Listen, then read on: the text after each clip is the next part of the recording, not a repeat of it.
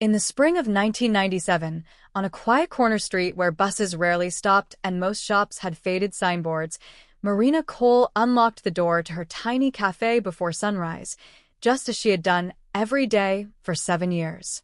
The bell above the door gave its usual tired jingle as she stepped inside.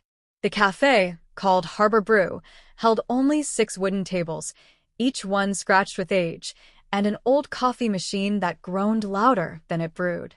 Marina wiped the counter slowly, her thoughts heavy. Business had been slow for months. If this keeps going, she murmured to herself, I might have to close before the year ends. Around noon, rain began to fall, not heavy, but cold enough to send people rushing indoors. That was when she noticed them. 2 boys stood across the street under a broken bus stop roof. They were thin, drenched, and barefoot. One looked about 12, the other maybe 9. They stared at the cafe window, not boldly, but with quiet hunger. Marina watched them for almost 10 minutes. They didn't beg. They didn't knock. They just watched customers eat. Her chest tightened. She stepped outside with an umbrella. Hey, you two, she called gently. The older boy stiffened, protective. We're not causing trouble, ma'am, he said quickly. We'll leave. Marina shook her head. You're freezing. Come inside. Just to get warm. The younger boy looked up at the older one. Eli, please, he whispered. After a long pause, the older boy nodded. Thank you, ma'am. That moment, simple, quiet, almost invisible, would change all 3 of their lives forever. Inside the cafe, the boys stood near the door, afraid to step too far in, as though warmth itself required permission. Marina placed 2 towels on a chair. Dry yourselves first, she said kindly. Then you can sit. The younger boy grabbed the towel quickly, rubbing his hair. The older one hesitated. We don't have money, he said. Marina gave a small smile. If I only fed people with money, this place would have closed long ago. That earned the faintest smile from him. She served them hot chicken stew and bread, leftovers meant for her dinner. The younger boy ate fast until the older nudged him. Slow down, Noah, he warned softly. Marina noticed that the care, the discipline. I'm Marina, she said, sitting across from them. The older boy swallowed before answering. I'm Eli Turner. This is my brother, Noah. She nodded. Where are your parents? Silence fell like a curtain. Noah's spoon stopped midair. Eli's jaw tightened. We manage on our own, he said carefully. Marina didn't push further. Instead, she slid 2 cups of hot chocolate toward them. Noah's eyes widened. For us, he asked. For you, she replied. As they drank, warmth returned to their faces.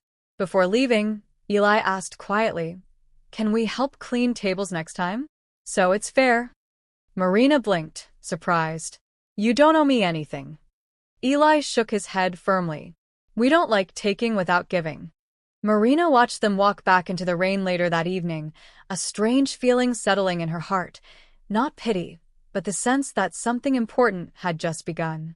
The boys returned 3 days later, just before closing. This time they stepped in without being called, though still politely. Noah waved shyly. We came back. Marina laughed softly. I was hoping you would. She handed them aprons far too big for their small frames. If you're helping, you dress the part. Noah beamed. Eli allowed himself a small grin. They wiped tables, stacked chairs, and even learned how to rinse cups. Customers began noticing. One man asked, Are they your sons? Marina glanced at the boys before answering, something like that. Over weeks, their routine formed. They came in the evenings, ate leftovers, worked quietly, and left before night grew too dark. One night, while drying plates, Noah asked, Miss Marina, why are you nice to us? She paused. Because someone was once nice to me when I had nothing. Eli looked up. Did it change things? Marina nodded.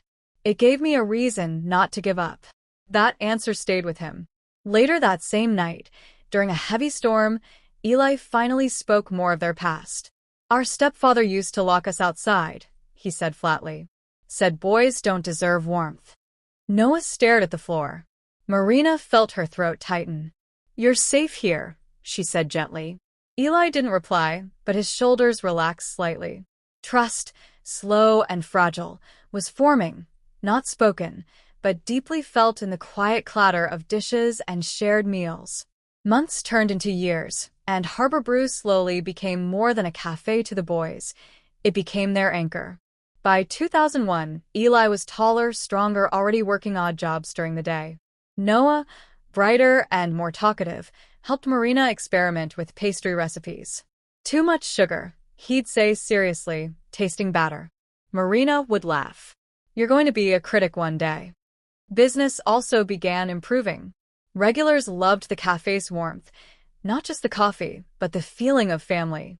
One evening, Eli approached Marina after closing. "We might leave town soon," he said carefully. She looked up sharply. "Why?" "Opportunity," he replied. "A shelter connected us to a training program. They said we're old enough now." Marina's pride mixed with fear. "That's good, that's very good," she said, though her voice trembled. Noah hugged her suddenly. "We'll come back rich and buy all your coffee," he joked. Marina laughed through misty eyes. Before they left weeks later, she packed them food and slipped a small envelope into Eli's bag, savings she could barely afford. When he found it, he ran back. "We can't take this." Marina folded his fingers over it. "It's not charity. It's belief."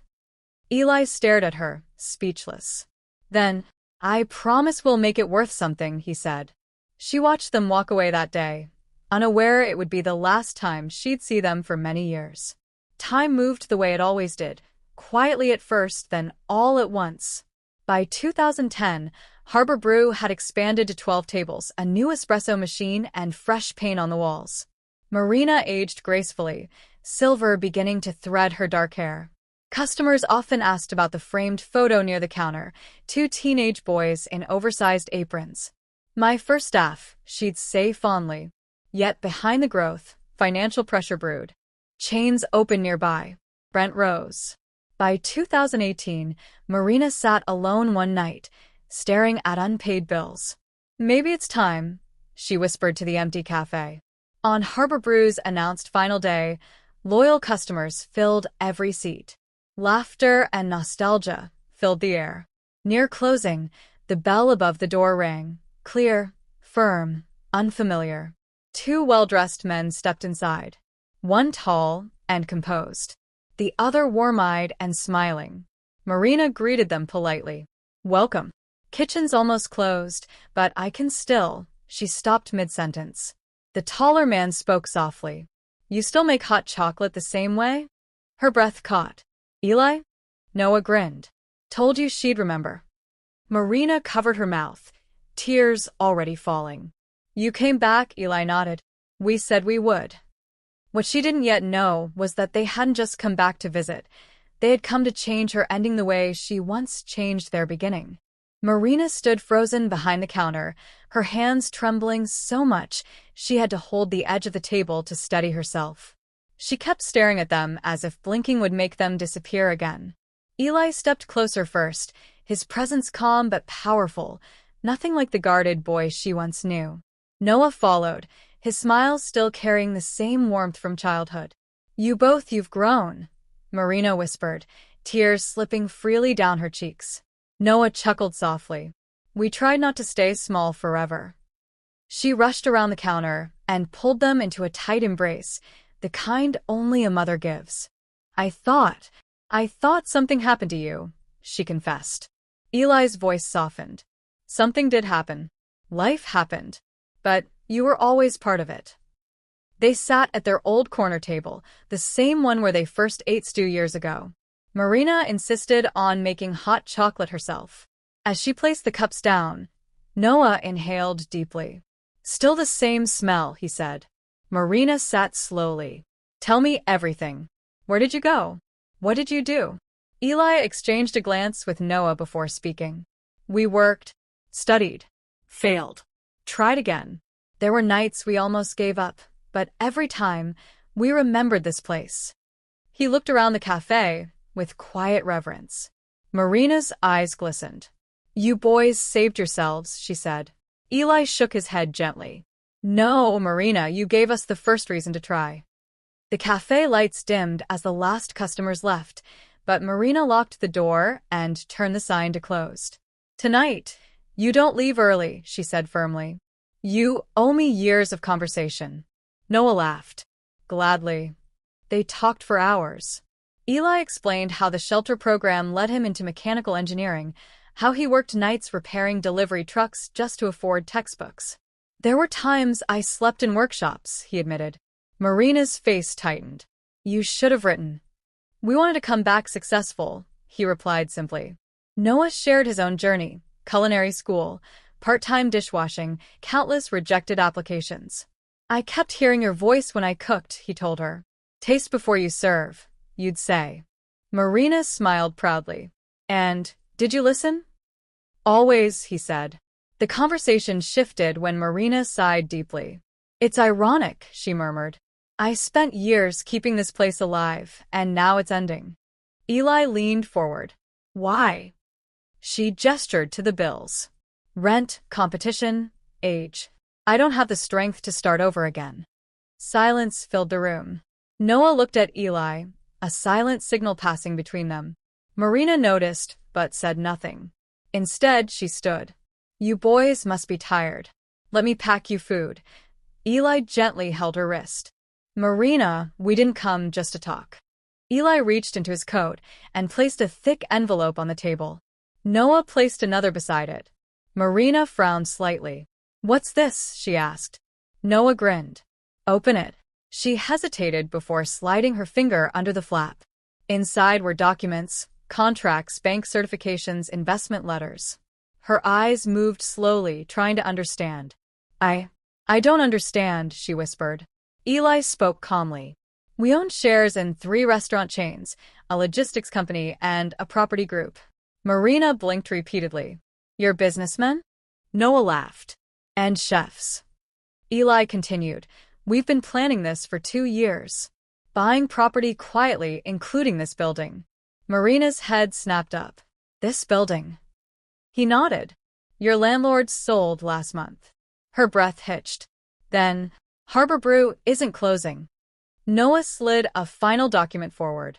Not unless you want it to. She covered her mouth again, sobs breaking through. You bought the cafe for me? Eli's voice dropped, thick with emotion. You fed us when you had almost nothing. This is us feeding your future. Marina shook her head in disbelief. I can't accept this. Noah leaned forward. You must. Because it was never charity, it was belief. Remember? Marina cried openly now, years of exhaustion pouring out at once. She clutched the documents like they might vanish. I only gave you leftovers, she whispered. Eli shook his head. You gave dignity. Noah added softly. You treated us like we mattered when the world treated us like trash. Marina looked between them, overwhelmed. I didn't know it meant so much. Eli smiled faintly. Kindness rarely knows its own weight. He then explained their full plan, cafe renovation, staff expansion, a culinary training program for homeless youth. Marina listened, stunned. You want Harbor Brew to become all that? Noah nodded excitedly. A place that does for others what you did for us. She wiped her tears slowly. You boys turned pain into purpose. Eli replied, You taught us how. Marina finally stood and walked around the cafe, touching tables, chairs, walls, seeing them differently now. I thought this place was ending, she said quietly. Noah smiled. It's just beginning again. Construction began within weeks. Eli oversaw structural redesign, while Noah handled kitchen upgrades. Marina watched in awe as old paint gave way to warm brick walls, modern lighting, and expanded seating. Yet they preserved one thing, the original 6 tables. History stays, Eli insisted. During renovation, Marina confessed one evening, I was lonely after you left. Noah hugged her. We were lonely too. She asked why they never returned sooner. Eli answered honestly. We wanted to return standing tall, not still struggling. She nodded, understanding. As reopening day approached, media began noticing the story. Two former homeless boys rebuilding the cafe that once fed them. Marina felt shy about the attention. "I didn't do this for praise," she said. Noah replied gently, "That's why you deserve it." Opening day arrived like a festival. Crowds filled the street. A new sign read, Harbor Brew and Hope Foundation. Marina stood at the ribbon, hands shaking again, but this time from joy. Eli handed her the scissors. "You built the first version," he said. "You open the second." She cut the ribbon as applause erupted. Inside, framed on the wall, was an old photo, two boys in oversized aprons. Beneath it read, "Kindness is never wasted." Marina broke down crying again. Noah whispered, "We wanted every customer to know where this began." The training program launched within months. Teenagers from shelters began working part-time at the cafe, just like Eli and Noah once had. Marina mentored them personally. One girl asked her, "Why help strangers?" Marina smiled knowingly. "Because strangers sometimes become family." Eli watched those moments quietly, pride filling his chest. Noah often cooked alongside the trainees, correcting them gently. "Taste before you serve," he'd say, Marina's words living on.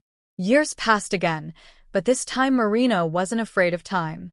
Business flourished, but more importantly, lives changed. Dozens of youths graduated the program, finding jobs and stability. One evening, Marina sat with Eli and Noah after closing, just like old times. "You know," she said softly, "I used to think success meant profit." Eli asked, "What does it mean now?" She looked around the lively cafe.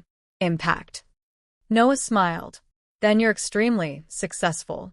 On the cafe's 30th anniversary, the city awarded Marina a Community Legacy Medal. During her speech, she surprised everyone. "I didn't change lives," she said, gesturing to Eli and Noah. "I simply opened a door. They chose to walk through it and then held it open for others." The audience stood in ovation. Eli wiped his eyes discreetly. Noah didn't bother hiding his tears. Late that night, after celebrations ended, the three of them sat alone at the original corner table. Older now, but bound the same way. Rain tapped gently on the windows, echoing the night they first met. Marina placed 3 cups of hot chocolate down. "Some things shouldn't change," she said. Eli raised his cup. "To the woman who fed 2 boys when she barely had enough for herself." Noah added, "And to the cafe that became a lighthouse in our darkest storm." Marina smiled through tears. "To kindness, the smallest seed with the longest shadow." They drank quietly, watching the rain. Outside, new trainees laughed under the cafe awning, safe, warm, hopeful. Marina looked at them, then back at Eli and Noah. Her voice was soft but certain. "That day in 1997, I thought I was saving 2 boys." Eli squeezed her hand gently. "You were," he said. "You just didn't know they would grow up to save you too." And in that warm, light-filled cafe, once small, once struggling, kindness completed its full circle, proving that no act of goodness is ever too small to echo across a lifetime. Years rolled forward with a softness Marina had never known in her earlier life, not the anxious passing of time that once brought bills, fear, and uncertainty, but a steady, comforting rhythm filled with purpose. Harbor Brew and Hope Foundation became more than a cafe or a training center. It became a landmark of second chances.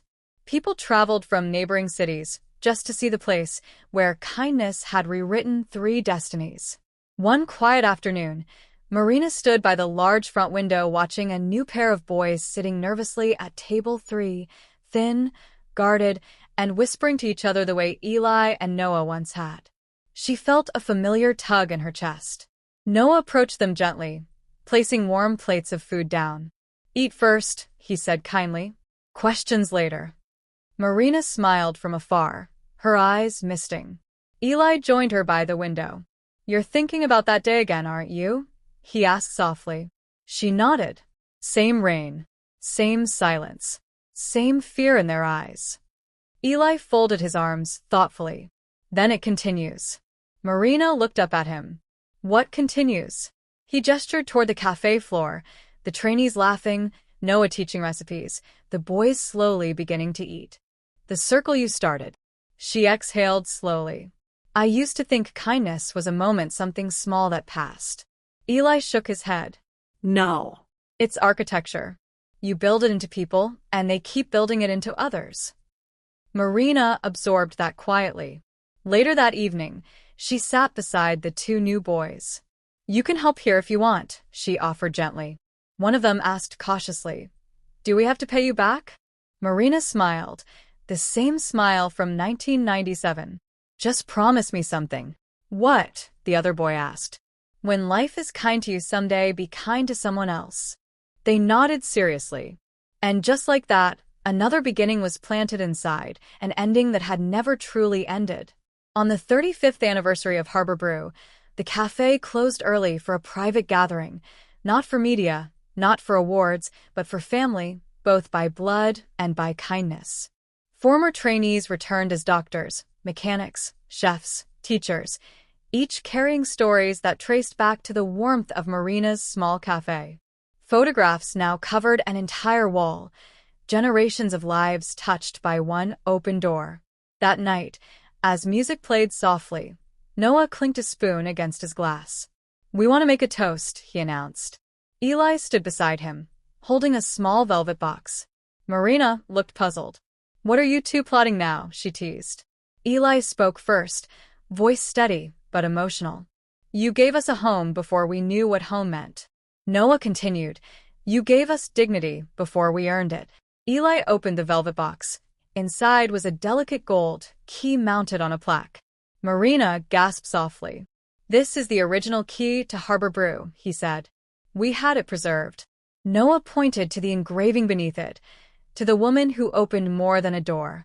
Marina's hands trembled as she held it. I only did what anyone should do, she whispered. Eli shook his head. No, you did what most people don't.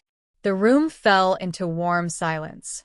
Marina looked around at the laughter, the success stories, the once-lost children now standing tall. Tears slid down her cheeks, but her smile was peaceful. Then promise me something, she said. Anything, Noah replied. When I'm gone someday, don't let this place just be a cafe. Eli squeezed her shoulder. It never will be. It's a promise living in walls. Later that night, after everyone left, the three of them sat once more at the original corner table, hot chocolate in hand, rain tapping gently against the glass, just like the night Destiny first walked in, soaked and shivering. Marina looked at them, her boys, no longer lost, no longer hungry. Life came full circle, she murmured. Eli smiled softly. No bit came forward. And under the warm glow of Harbor Brew, a place once small, once struggling, now eternal, kindness rested, not as an act, but as a legacy that would outlive them all.